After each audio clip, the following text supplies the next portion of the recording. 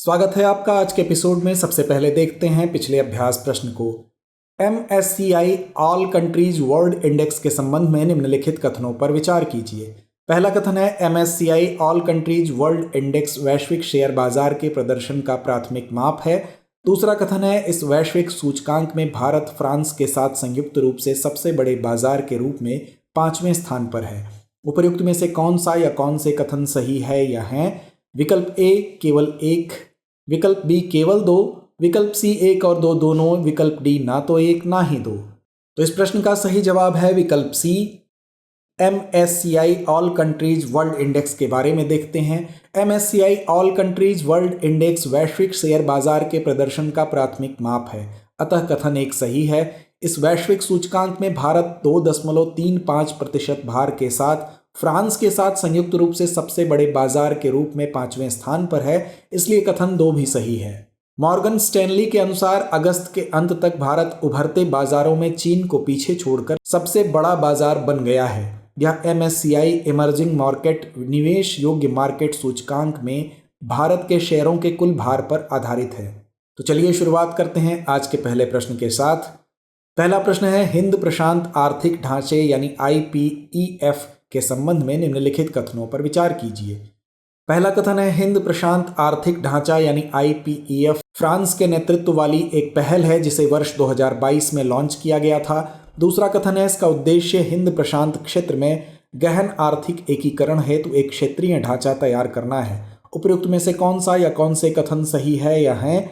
विकल्प ए केवल एक, विकल्प बी केवल दो, विकल्प सी एक और दो दोनों, या विकल्प डी ना तो एक ना ही दो। तो इस प्रश्न का सही जवाब है विकल्प बी। हिंद प्रशांत आर्थिक ढांचा यानी IPEF अमेरिकी नेतृत्व वाली पहल है जिसे वर्ष 2022 में लॉन्च किया गया है, अतः कथन एक सही नहीं है। इसका उद्देश्य हिंद प्रशांत क्षेत्र में गहन आर्थिक एकीकरण हेतु एक क्षेत्रीय ढांचा तैयार करना है, अतः कथन 2 सही है। अमेरिका और भारत के अलावा IPEF में Australia, Indonesia, Japan, Malaysia, New Zealand, Philippines, Singapore, दक्षिण कोरिया, थाईलैंड और वियतनाम सहित 14 सदस्य हैं। भारत ने हाल ही में हिंद प्रशांत आर्थिक ढांचा के तत्वाधान में निष्पक्ष और स्वच्छ अर्थव्यवस्था समझौतों पर हस्ताक्षर किए हैं। अगला प्रश्न है राष्ट्रीय वित्त नियामक प्राधिकरण यानी NFRA के संबंध में निम्नलिखित कथनों पर विचार कीजिए। पहला कथन है कंपनी अधिनियम 2013 द्वारा NFRA के लिए नियामक ढांचा प्रदान किया गया, लेकिन NFRA 1 अक्टूबर 2018 को अस्तित्व में आया। दूसरा कथन है NFRA का प्राथमिक उद्देश्य वित्तीय पारिस्थितिक तंत्र को मजबूत करना और वित्तीय विवरणों की विश्वसनीयता सुनिश्चित करना है। तीसरा कथन है इसका कार्य केवल सूचीबद्ध कंपनियों और उनके लेखा परीक्षण को विनियमित करना है। उपयुक्त में से कितने कथन सही है या हैं? विकल्प ए केवल एक, विकल्प बी केवल दो, विकल्प सी सभी तीनों, या विकल्प डी इनमें से कोई नहीं। तो इसका सही जवाब है विकल्प बी। राष्ट्रीय वित्तीय विनियामक प्राधिकरण यानी NFRA के बारे में जान लेते हैं। कंपनी अधिनियम 2013 ने NFRA के लिए नियामक ढांचा प्रदान किया, लेकिन NFRA 1 अक्टूबर 2018 को अस्तित्व में आया, अतः कथन एक सही है। NFRA का प्राथमिक उद्देश्य वित्तीय पारिस्थितिक तंत्र को मजबूत करना और वित्तीय विवरणों की विश्वसनीयता सुनिश्चित करना है, अतः कथन 2 सही है। इसे सूचीबद्ध और गैर सूचीबद्ध दोनों कंपनियों को विनियमित करने और उनके लेखा परीक्षण का कार्य सौंपा गया है, अतः कथन 3 सही नहीं है। अगला प्रश्न है संयुक्त राष्ट्र सुरक्षा परिषद के संदर्भ में निम्नलिखित कथनों पर विचार कीजिए। पहला कथन है UNSC में 5 स्थायी और 10 अस्थायी सदस्य होते हैं। दूसरा कथन है स्थायी सदस्यों के पास वीटो पावर होती है। उपयुक्त में से कौन सा या कौन से कथन सही है या हैं? विकल्प ए केवल एक, विकल्प बी केवल दो, विकल्प सी एक और दो दोनों, या विकल्प डी ना तो एक ना ही दो। तो इस प्रश्न का सही जवाब है विकल्प सी। UNSC संयुक्त राष्ट्र का एक प्रमुख अंग है। इसकी स्थापना 24 अक्टूबर 1945 को की गई थी। UNSC में 5 स्थायी और 10 अस्थायी सदस्य होते हैं, अतः कथन एक सही है। स्थायी सदस्य देशों में अमेरिका, रूस, चीन, फ्रांस और ब्रिटेन के पास वीटो पावर भी होती है, जिससे वे किसी भी प्रस्ताव को रोक सकते हैं, अतः कथन 2 सही है। बता दें कि अस्थायी सदस्य देशों का कार्यकाल 2 वर्ष का होता है। अस्थायी सदस्य देशों का चुनाव संयुक्त राष्ट्र महासभा करती है। इसका उद्देश्य अंतर्राष्ट्रीय शांति और सुरक्षा बनाए रखना है। अगला प्रश्न है निम्नलिखित में कौन सा देश G4 समूह का हिस्सा है? विकल्प ए भारत, चीन, रूस, ब्राजील, विकल्प B Bharat, Germany, Japan, Brazil, या विकल्प C Bharat, France, America, Japan, या विकल्प डी भारत, ब्रिटेन, रूस और चीन। तो इसका सही जवाब है विकल्प बी G4 समूह में 4 देश शामिल हैं, भारत, जर्मनी, जापान और ब्राजील, अतः विकल्प बी सही है। ये सभी देश संयुक्त राष्ट्र सुरक्षा परिषद अर्थात यूएनएससी में स्थायी सदस्यता के लिए प्रयासरत हैं। इनका मानना है कि यूएनएससी की संरचना को बदलने की आवश्यकता है ताकि यह आधुनिक वैश्विक शक्ति संतुलन को बेहतर तरीके से प्रतिबिंबित कर सके। G4 देशों का तर्क है कि उनका आर्थिक और राजनीतिक योगदान उन्हें स्थायी सदस्यता के योग्य बनाता है। अगला प्रश्न है, आईसीबीएम के संदर्भ में निम्नलिखित कथनों पर विचार कीजिए।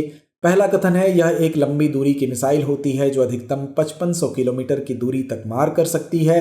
दूसरा कथन है, भारत की अग्नि 5 मिसाइल एक आईसीबीएम है। उपयुक्त में से कौन सा या कौन से कथन सही है या है?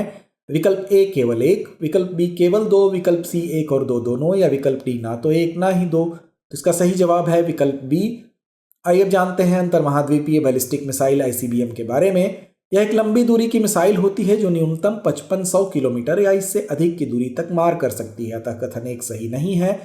इनका विकास शीत युद्ध के समय हुआ जब अमेरिका और सोवियत संघ ने अपने परमाणु शस्त्रागार को बढ़ाने के लिए इस प्रकार की मिसाइलें विकसित की।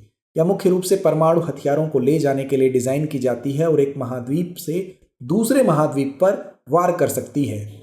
यह आमतौर पर बैलिस्टिक मार्ग का अनुसरण करती है जो पृथ्वी के वायुमंडल के बाहर जाकर पुनः वायुमंडल में प्रवेश करती है।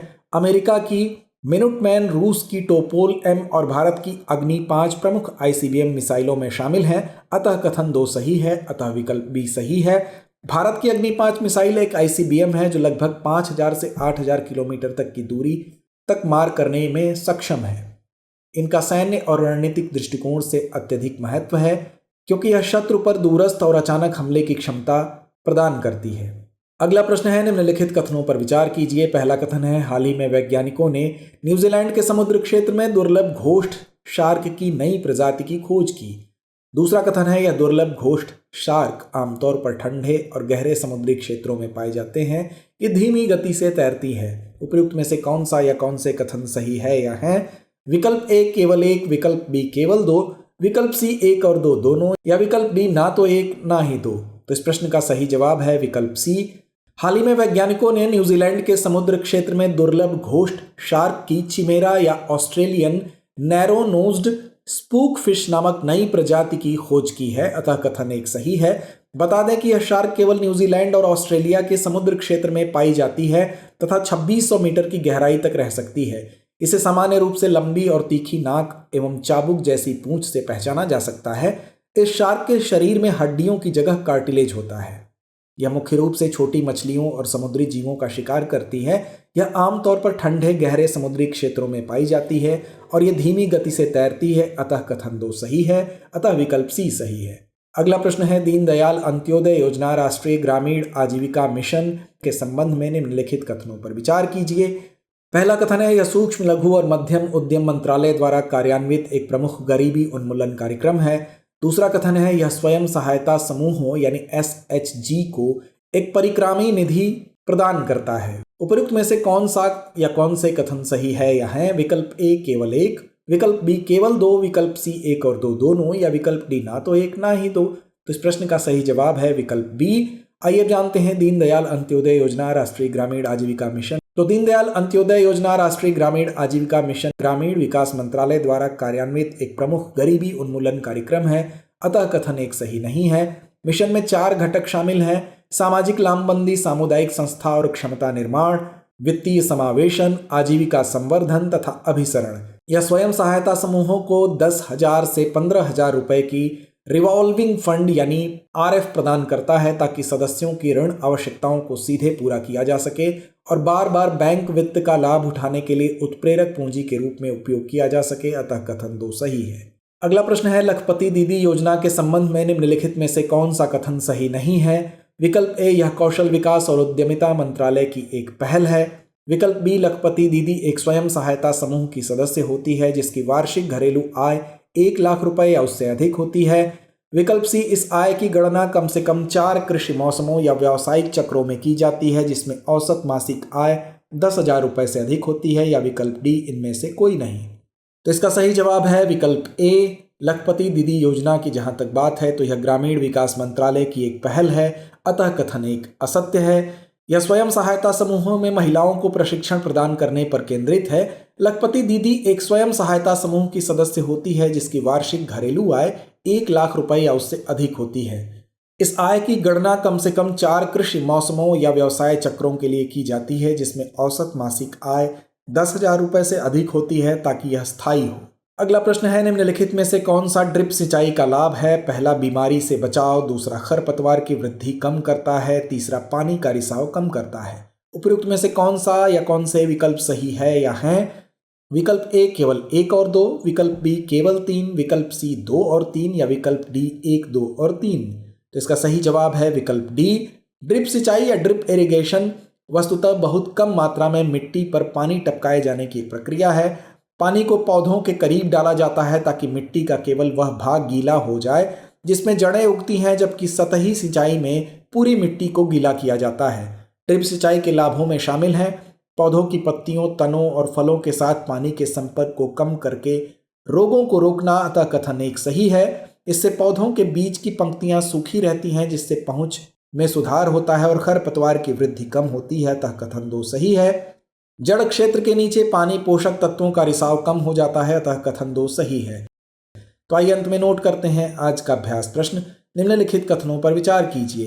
पहला, परागकण, दूसरा, रेडान, तीसरा, कार्बन मोनोऑक्साइड, चौथा, फॉर्मेल्डिहाइड, पांचवा, कीटनाशक। उपयुक्त में से कितने इंडोर वायु प्रदूषक हैं? विकल्प ए केवल 2, विकल्प बी केवल 3, विकल्प सी केवल 4 या विकल्प डी सभी 5। तो इस प्रश्न का जवाब कमेंट बॉक्स में देना ना भूलें। धन्यवाद। डियर व्यूअर्स, अपने एग्जाम की तैयारी को और बेहतर करने के लिए हमारे चैनल को लाइक, शेयर और सब्सक्राइब करना न भूलें।